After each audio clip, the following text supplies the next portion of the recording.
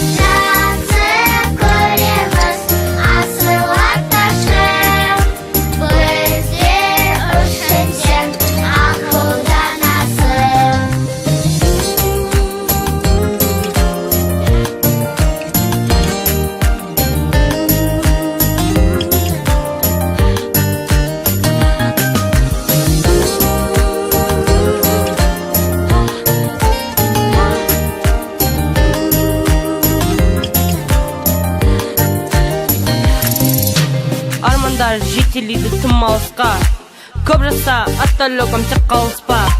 Асқар тауым аман жүрсін ортамызда, әр таңымыз ата берсін қуанышта. Қуанышымен құттықтаймыз біз, сәби күнімен әнжыр сыйлаймыз.